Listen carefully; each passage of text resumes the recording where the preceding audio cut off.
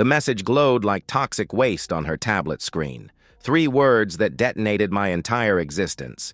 "He's out of town again? Want to come over?" I stood frozen in our bedroom, my half-packed suitcase forgotten on the bed, staring at her unlocked tablet as if it were speaking directly to me. The shower was still running. Steam billowed from under the bathroom door where Candace hummed tunelessly, oblivious that her world was about to end. My hand trembled as I swiped up, revealing not just a single indiscretion, but an archive of betrayal spanning years. Multiple men, hookup apps, email threads, photos I'll never be able to unsee. And worse, the mockery, the contempt, the calculated scheduling that coincided precisely with each of my business trips. I wasn't just being cheated on, I was being systematically ridiculed. "Darren," Candace called from the bathroom. "Can you grab my lotion from the nightstand?" I set the tablet down exactly where I'd found it and picked up her expensive French lotion. "Coming, dear," I replied, my voice steady despite the venom coursing through my veins. When I handed it to her through the cracked bathroom door, she didn't even look at me. 12 years of marriage, and she couldn't be bothered to meet my eyes. "Thanks," she muttered. "What time's your flight tomorrow?" 7 a.m., I answered, watching droplets slide down her bare shoulders. "I should be gone about 4 days." She smiled then, the kind of smile I now understood wasn't happiness to see me, but anticipation for when I'd be gone. "Perfect," she said. "I've got plans with the girls anyway." I nodded and closed the door. The girls. Right. That night, as she slept beside me, I made a decision. This would be the last time Candace Matthews would ever make a fool of me. My name is Darren Matthews. I'm 38 years old and work as a business development executive for a medical technology firm. Nothing flashy, nothing glamorous, just solid, necessary work that requires me to travel across the country securing contracts and maintaining client relationships. I'm the guy who shakes hands in boardrooms, explains products over dinner, and spends more nights in hotel rooms than his own bedroom. I met Candace when we were both 26. She was vibrant, ambitious, working in public relations, and climbing the corporate ladder with the kind of determined grace that made everyone notice her. I fell hard. We married within a year. For the first few years, everything seemed perfect. We bought a modest house in a good neighborhood, saved diligently, and built what I thought was a partnership. We agreed to delay having children until our careers were established. I worked longer hours, took on more clients, accepted more travel assignments. Candace decorated our home beautifully and hosted dinners for her colleagues. We looked like success. But somewhere around year 7, something shifted. The goodbye kisses grew perfunctory. The welcome home embraces cooled. When I'd call from hotel rooms, she'd rush me off the phone. At first, I blamed myself. I was tired, stressed, probably not as attentive as I should be. So I tried harder. I brought gifts from every city. I scheduled weekend getaways. I listened more intently when she spoke about her day. Nothing changed. If anything, the distance between us widened. Then came the small cruelties, the eye rolls when I mentioned upcoming trips, the barely disguised sighs when I talked about work, the way she'd mute me in conversations with her friends, cutting me off mid-sentence to talk over me. "Darren's just back from Cincinnati," she'd say with theatrical weariness. "Another one of his thrilling trips selling medical.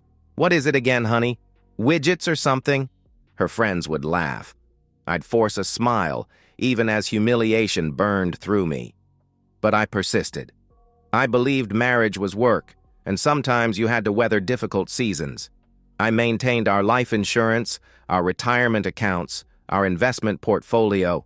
I negotiated a better mortgage rate. I made sure her car was always serviced, and in return I got "off to another one of your pointless little trips" and "walking ATM in a cheap suit." But I never imagined she was cheating. Not until that message appeared on her tablet. Not until I saw 12 years of loyalty dissolve in front of my eyes. The next morning, I called my office and told them I had food poisoning. Then I called the airline and canceled my flight, selecting the option that wouldn't notify my work email. Next, I booked a room at the Courtyard Marriott downtown, just close enough to watch but not be seen. I left the house with my suitcase as usual. Candace hardly looked up from her phone as I walked out the door. "Try not to die of boredom in Pittsburgh," she said, her eyes still fixed on her screen. "I'll do my best," I replied, kissing her cheek. She leaned away slightly, as if my touch inconvenienced her. I drove around the block and parked 2 streets over, watching our house from a distance. 20 minutes later, Candace emerged in workout clothes I'd never seen, her hair and makeup done in a way she never bothered with for me anymore. She drove off in her Audi, the one I'd surprised her with on our 10th anniversary. I waited 15 minutes to ensure she wouldn't return, then went back inside using my key. I spent the next 3 hours installing small, wireless security cameras throughout our house. One in the living room bookshelf, one in the bedroom disguised as a phone charger, one in the hallway, hidden in a smoke detector. Voice-activated audio recorders in the bathroom and kitchen. The entire system fed directly to an app on my phone. Motion would trigger recording. I could watch in real time or review footage later. I left everything exactly as I found it and headed to my hotel room, where I spent the afternoon researching divorce attorneys, forensic accountants, and the specific language of our prenuptial agreement, which had been my father's insistence 12 years ago, a safeguard I'd once resented him for demanding. Now it would be my salvation. That evening, Candace texted, "Hope you arrived safe. Miss you." It was the first "miss you" text I'd received in months. I stared at it, wondering if there had ever been a time when she'd actually meant those words. "All good here," I replied. "Love you." Her response came quickly. "Love you too. Early meeting tomorrow, so heading to bed." I opened my surveillance app. Candace wasn't in bed. She was in our living room, drinking wine and taking selfies in lingerie I'd never seen before. Over the next 2 days, I built my case methodically. I met with the top divorce attorney in the city, a steely-eyed woman who nodded grimly as I laid out what I knew so far. I spoke with my financial advisor about protecting assets. I changed the beneficiaries on my life insurance. I contacted a locksmith, and I watched. I watched as Candace spent my travel money on new clothes and expensive wine. I watched as she took video calls with her friends, laughing about how boring I was, how predictable, how pathetic. "The man thinks a wild night is ordering dessert with dinner," she cackled to someone named Jen. "But at least he pays the bills while I have my fun." I watched her text multiple men, scheduling visits like a social secretary. "Tuesday's no good, that's Michael. Wednesday works, though?" On the 3rd evening, exactly as I had expected, my alert pinged. A tall, well-dressed man was at our front door. He had brought champagne. Candace welcomed him with a kiss that made my stomach clench. They didn't even bother with pretense, straight to drinking my imported whiskey while bad-mouthing me. "So the husband is," the man asked, refilling their glasses. "Pittsburgh," Candace laughed. "Selling medical equipment to doctors who don't want it. He'll be gone until Friday." "Lucky me," the man said, his hand sliding up her thigh. "Lucky us," she corrected, guiding his hand higher. "His trips are the only thing that make this marriage bearable." They moved to our couch, the one I'd spent weeks researching before buying, the one I'd insisted was worth the extra money because we'll have it for years. I watched them desecrate it, my face expressionless as the footage streamed to my phone. But I didn't move. Not yet. I needed more. At 11:48 p.m., they staggered upstairs, drunk on my alcohol and their own arrogance. They entered our bedroom, where the camera captured everything. The man's name was Robert, I learned. He worked for the city. He had a wife named Elaine and 2 children. And he was currently in my marital bed, with my wife, saying things about me I will never unhear. At precisely 2:17 a.m., I left my hotel room and drove home. I didn't slam the door when I entered. I didn't stomp up the stairs. I moved silently, deliberately, each step calculated. In the kitchen, I retrieved a glass of water and drank it slowly, preparing myself for what came next. The sounds from our bedroom guided me upstairs. Our wedding photo hung in the hallway, Candace in white, me in black, both of us smiling into a future we couldn't possibly have imagined would lead here. I straightened the frame as I passed. I pushed open the bedroom door without hesitation. The lights from the street illuminated two bodies entangled in our bed, neither aware of my presence until I cleared my throat. Candace screamed. Robert froze mid-motion, his face contorting from pleasure to terror in an instant. "Darren!" Candace shrieked, scrambling to cover herself. "What? Why are you—" I silenced her with a raised hand. Then I moved toward Robert. "Get out of my bed," I said quietly. "Look, man, I didn't know—" "She said you were—" he stammered, panic making him clumsy as he tried to disentangle himself.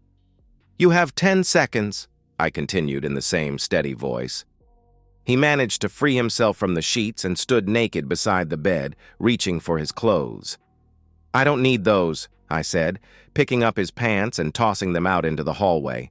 "Just you. Outside. Now." "Darren, please," Candace pleaded. "Let's talk about this." But there was nothing to talk about. Nothing that could explain away years of systematic betrayal and mockery. Nothing that could repair what had been broken. Robert bolted for the door, but I was faster. I caught him by the arm, spun him around, and landed a perfect right hook to his jaw. The crack of bone meeting bone echoed in our bedroom. He staggered but didn't fall. I hit him again, this time in the nose. Blood erupted across his face. The third blow caught him in the ribs, doubling him over. "Stop it!" Candace screamed, wrapping herself in our sheets. "You're going to kill him!" I wasn't. I was being precise, calculated. Each blow served a purpose. The nose, swollen and obvious. The ribs, painful but hidden. I wanted visible evidence, but not enough to trigger serious legal consequences. Robert collapsed to his knees, wheezing and spitting blood onto our carpet. I grabbed him by the ankle and began dragging him out of the room, down the hallway, his naked body thumping against each stair as we descended. Candace followed, hysterical now. "Darren, please, this isn't you. You don't do things like this." She was right. I didn't. Until now. I dragged Robert across our polished foyer and threw open the front door. Our neighbor across the street, an early-rising retiree, was already retrieving his newspaper. He froze, staring at the scene unfolding on our pristine lawn. With one final surge of strength, I heaved Robert out the door. He tumbled down our front steps and sprawled across the grass, bloody, naked, and humiliated. "Next time you try a married woman," I called out calmly, "make sure her husband is actually out of town." I closed the door and locked it, turning to face Candace, who stood trembling in our entryway, clutching the sheets around her like armor. "Darren," she whispered, tears streaming down her face. "I can explain." I brushed past her and went to the kitchen, where I calmly made myself a cup of coffee. "Nothing to explain," I said, measuring grounds into the filter. "Nothing to discuss." "You don't understand," she pleaded, following me. "Our marriage hasn't been right for years. You're never here. I was lonely." I turned to face her, and whatever she saw in my expression made her step backward.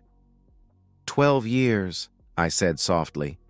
12 years I spent building a life for us, working, traveling, missing holidays and weekends because you wanted a bigger house, a nicer car, better vacations.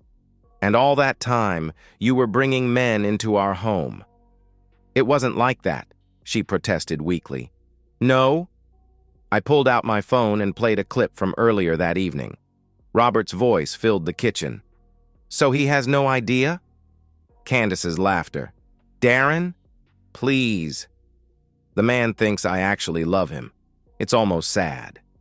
Her face crumpled. That was just talk. Stupid talk. I didn't mean it. I pocketed my phone and picked up my coffee mug. Pack whatever you can carry. You have 30 minutes to leave. Leave? This is my house, too. Check the deed, I replied. Check the mortgage. Check the paperwork you've been signing for years without reading. This hasn't been our house for a long time, Candace. It's mine. You can't do this, she whispered. I already have. As she stood there, shocked into silence, I walked past her toward the stairs. 29 minutes now. I'd hurry if I were you. While Candace frantically gathered clothes upstairs, I sat at our dining room table and set my plan in motion. First, I called a locksmith for an emergency service. All locks changed within the hour. Next, I emailed our surveillance footage, carefully edited to remove the violent confrontation but preserving all the infidelity and mockery, to a secure cloud account. Then I created an email with the link and a brief factual message. This is what Candace Matthews has been doing while her husband travels for work. No further communication on this matter will be forthcoming. I sent it to her parents, who had always treated me like family, to her boss and HR director at the PR firm where image was everything, to the leadership committee of her church group where she portrayed herself as a model of traditional values, to her closest friends, the ones she'd been laughing with about me for years. By the time Candace came downstairs with a hastily packed suitcase, I was calmly working on my laptop. "Where am I supposed to go?" she asked. Mascara streaked down her face. "That's not my concern," I replied without looking up. "But I'd suggest finding somewhere to stay for a while. Your reputation is about to take a significant hit." Her phone buzzed, then again, and again. She looked down at it, confusion turning to horror as notifications flooded in. "What did you do?" she whispered. "I shared the truth," I said simply. "Something you've been incapable of doing for years." She unlocked her phone, reading messages that made her face drain of color. "My parents, my boss. How could you?" "How could I?" I finally looked at her. "That's the question you're asking? How could I?" Her phone continued to buzz relentlessly. With each notification, I could see her world collapsing. "You've ruined me," she said, voice breaking. "No, Candace, you did that yourself. I'm just making sure everyone knows who you really are." The doorbell rang. The locksmith had arrived. "That's my cue," I said, standing. "You should go now." "Our accounts," she said suddenly. "I need money. Just enough to—" "Check your banking app," I suggested. She did. The color drained from her face again. "You emptied everything? That's illegal. Half of that money is mine." "Actually, it's not. Remember that financial power of attorney you signed 3 years ago? The one you didn't read because you were too busy texting during our meeting with the financial advisor? It gave me full control over our joint assets in case of emergency." I smiled thinly. "I'd call this an emergency." "I'll fight you," she threatened, but her voice wavered. "I'll get a lawyer. I'll take everything." "With what money?" I asked calmly. "With what reputation? With what support system? You've spent years making me into a joke, Candace. Now you get to experience what that feels like." The locksmith knocked on the door. I opened it and gestured at the locks. "All of them, please. Complete replacement." Candace stood in our foyer, clutching her suitcase, looking like a stranger in what had been her home. For a moment, I almost felt pity. Almost. "Divorce papers will be delivered to wherever you end up staying," I said, holding the door open for her. "I suggest you sign them without contest. Otherwise, the unedited footage, including what happened to your friend Robert, goes public." She walked past me, defeated. On the front lawn, faint bloodstains marked where Robert had lain hours earlier. "I did love you once," she said quietly. "Before everything changed." I closed the door without responding and watched through the window as she wheeled her suitcase to her car. Her phone was still buzzing in her hand. Over the next week, I executed each phase of my plan with surgical precision. First, The financial separation.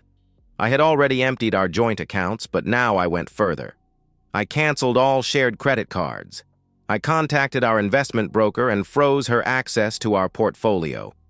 I removed her as beneficiary from every policy, account, and asset. Next, the legal framework. My attorney filed for divorce on grounds of adultery, supported by irrefutable evidence. The petition included a request for a temporary restraining order, citing emotional distress and fear of retaliation. The judge granted it immediately. Then, methodical exclusion. I changed all passwords, email accounts, streaming services, cloud storage, security systems. I redirected her mail to return to sender. I notified our insurance providers, utility companies, and property management that she was no longer an authorized party. Finally, reputation destruction. This required no additional effort on my part. The footage had already done its work. Candace's carefully cultivated image as a respectable professional had evaporated overnight. Her PR firm placed her on unpaid leave pending an investigation into potential violation of moral conduct clauses. Her church group sent a formal letter asking her to refrain from attending services until further notice. Her parents, staunch traditionalists who had often spoken about the sanctity of marriage, weren't taking her calls. As for Robert, his consequences were equally severe. The edited footage, showing just enough to identify him but not enough to implicate me in assault, had reached his wife and his supervisors at the city office. By week's end, he had moved out of his family home and was placed on administrative leave. His wife had filed for divorce and sole custody of their children. The orbital fracture I'd given him required surgery. His health insurance, through his suspended city job, was now in question. I monitored all of this from my home, which felt strangely empty but somehow cleaner. I returned to work, explaining to my boss that my food poisoning had resolved quickly and I'd managed to handle most meetings virtually. He was relieved. We couldn't afford to lose the Pittsburgh client. On the 7th day, Candace attempted to contact me, first through a burner email account, then through a friend's phone, and finally through a handwritten letter delivered by courier. Each communication followed the same pattern: initial apology, followed by rationalization, culminating in demands. She needed money. She needed access to her things. She needed me to stop destroying her life. I didn't respond to any of them. On the 10th day, her sister showed up at my door. I had always liked Megan. She was the more serious sibling, less concerned with appearances. "She's staying with me," Megan said when I opened the door. "She has nowhere else to go." "That's kind of you," I replied neutrally. "Not kindness. Family obligation." Megan looked tired. "She told me everything, or her version of everything. I'd like to hear yours." I invited her in and offered her coffee. While it brewed, I showed her selected clips from the surveillance footage, enough to confirm the infidelity but sparing her the more graphic details.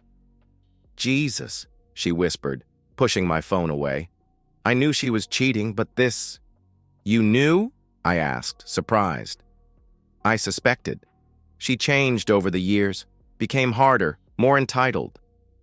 Megan accepted the coffee I handed her. "I didn't know it was this calculated, though, or that there were so many." "At least 5 that I've identified," I said. She shook her head slowly. "What happens now?" "Now the legal system takes over. The divorce should be straightforward given the circumstances and our prenup. She'll get nothing." "Nothing?" Megan looked concerned. "Darren, I know what she did was unforgivable, but she'll be destitute." "She has marketable skills," I said evenly. "She'll find work eventually. Somewhere. Not in this city. Not after what you did to her reputation." "After what she did to her reputation," I corrected. "I just provided the evidence." Megan sighed deeply. "She's talking about contesting the divorce, about countersuing for emotional distress, about pressing charges for what you did to Robert." I had anticipated this. "She can try. It won't work." Because of the videos? Because she signed agreements she never bothered to read? Because the evidence against her is overwhelming? Because no lawyer will take her case without substantial upfront payment, which she doesn't have? I sipped my coffee calmly. And because Robert won't press charges, not when the full video would have to become evidence. Megan studied me, seeing something new in my face. You planned all of this? I protected myself, I corrected. Something I should have done years ago. When she left, she paused at the door. For what it's worth, I'm sorry. You deserved better than what she gave you. It was the first real apology I'd received from anyone in Candace's life. I nodded my acknowledgement, and she walked away. The divorce proceedings moved swiftly, expedited by the overwhelming evidence and Candace's limited resources to fight back. She found an attorney willing to work on contingency, hoping to claim some portion of our marital assets. It was a miscalculation. In the first hearing, my attorney presented the prenuptial agreement with its clear infidelity clause, which prohibited any financial claims if adultery could be proven. The judge, an older woman with shrewd eyes, reviewed the edited footage without expression. Your Honor, Candace's attorney argued, my client acknowledges the indiscretion, but maintains that the distribution of this private footage constitutes emotional distress and harassment. Furthermore, Mr. Matthews committed assault against a third party, which should be considered in these proceedings. My attorney countered smoothly. The distribution was limited and factual. As for the alleged assault, no charges have been filed, and there is no evidence before this court. The judge peered over her reading glasses. Does the respondent have any evidence of assault to present? Candace's attorney hesitated. Not at this time, Your Honor. The victim is reluctant to come forward. I imagine so, the judge murmured almost to herself. Then, louder. The prenuptial agreement appears legally binding, and the infidelity clause has been clearly triggered. Unless the respondent can provide compelling evidence that the agreement should be invalidated, I am inclined to enforce it as written. Candace broke down then, sobbing openly in the courtroom. He's taken everything from me, she cried. My home, my money, my reputation, everything. The judge's expression hardened. Mrs. Matthews, this court deals in facts, not emotions. The fact is that you violated your marriage vows repeatedly and documented in your own words a pattern of deception and disrespect toward your husband. These are the consequences of those choices. 3 weeks later, we were back in court for the final judgment. Candace looked diminished, her designer clothes replaced by a simple dress that had seen better days. She sat alone. Her attorney had withdrawn after she couldn't make the payments. The judge's ruling was comprehensive and devastatingly final. The house remained mine. The investment accounts remained mine. Even the Audi, technically leased in my name, was to be returned to me. Candace received her personal belongings, a small retirement account that predated our marriage, and a nominal one-time payment of $5,000 that I had agreed to provide solely to expedite the proceedings. When the gavel fell, finalizing our divorce, Candace collapsed against her chair, her body racked with sobs. Her sister Megan, seated in the back of the courtroom, moved forward to comfort her. I stood, buttoned my jacket, and walked out without looking back. My attorney caught up with me in the hallway. Congratulations, she said, extending her hand. Clear victory. I shook it mechanically. Thank you for your work. Will you be staying in the city? She asked. After all this? I hadn't decided yet. Part of me wanted to leave, to start fresh somewhere without the memories. Another part refused to be driven away from the home I'd built. For now, I answered. At least until I decide what's next. She nodded, understanding. Well, if you need anything else, you know where to find me. Outside the courthouse, spring sunshine washed over the steps. I stood for a moment, feeling the warmth on my face and the strange lightness in my chest. It wasn't happiness, not yet, but it was liberation. My phone buzzed with a text from my company's travel coordinator. New client meeting in Seattle next week. Available? I typed back a simple, yes. Then I walked to my car, alone but unbroken. 6 months after the divorce, I was having dinner with a colleague when I saw Robert across the restaurant. His face had healed, but there was a new heaviness to him. He was dining alone, nursing a glass of whiskey and staring at his phone. He didn't notice me until I was standing at his table. "Robert," I said quietly. His head snapped up and fear flickered across his face. "Darren, I'm not here to cause trouble," I assured him, keeping my voice low. "I just wanted to know how things turned out for you." He swallowed hard. "About as well as you'd expect. Divorced, joint custody, but the kids know why. Different job, lower pay. Pretty much starting over at 43. I nodded, feeling neither satisfaction nor pity. "For what it's worth," he said, looking down at his drink. "I didn't know how serious it was with you two. She made it sound like your marriage was just a formality." "That doesn't make it better," I replied. "No," he agreed. "It doesn't." I turned to go, but he stopped me with a question. "Do you know where she ended up?" "Candace, I mean." "No," I answered truthfully. "And I don't care to." I returned to my table where my colleague raised an eyebrow. "Old friend?" "No," I said, unfolding my napkin. "Just someone I used to know." 2 weeks later, Megan called me. We'd maintained a sparse but civil communication since the divorce. "I thought you should know," she said without preamble. "Candace is moving to Arizona. She found a job at a small marketing firm there." "I see," I replied, unsure why she was telling me this. "She wanted me to ask if you'd consider letting her have some of the furniture. From the house." I closed my eyes, feeling a flicker of the old anger. "No. I told her you'd say that." Megan sighed. "She's different now, Darren. Humbled, maybe even genuinely remorseful." "I'm glad for her personal growth," I said, not bothering to hide the irony in my voice. "But it doesn't change anything between us." "I know," she acknowledged.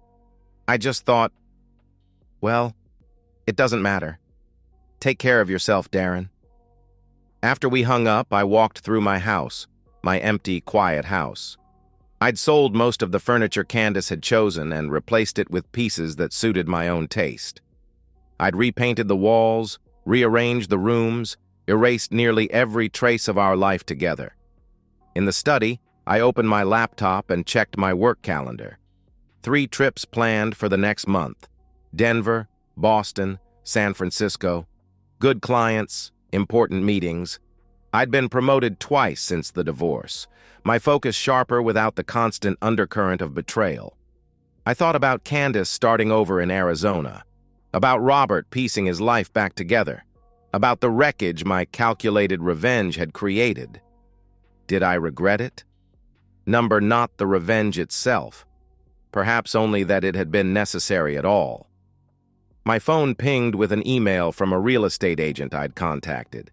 She'd found several promising properties in Chicago, where our company's headquarters was located. A fresh start in a new city, a promotion to senior vice president, and no ghosts lurking in the corners of an empty house. I began composing my response, feeling something close to anticipation for the first time in years. Not happiness, not yet, but possibility. Sometimes winning isn't about what you gain. Sometimes it's simply about walking away intact when someone tried to destroy you. I hit send on the email and closed my laptop. Tomorrow would be another day, another city, another chance. And this time, truly, I would be the one leaving town. And so, we've reached the end of today's story. Was it what you expected, or did it take a twist you didn't see coming? I'm curious to hear your thoughts. Share them in the comments below, and let's get a conversation going. If this story kept you hooked, make sure to hit that like button. And if you're new here or just haven't subscribed yet, now's the perfect time to join our community. I bring you fresh, captivating stories every day, so click that subscribe button and turn on notifications so you never miss out. Thanks for watching, and I'll see you in the next one.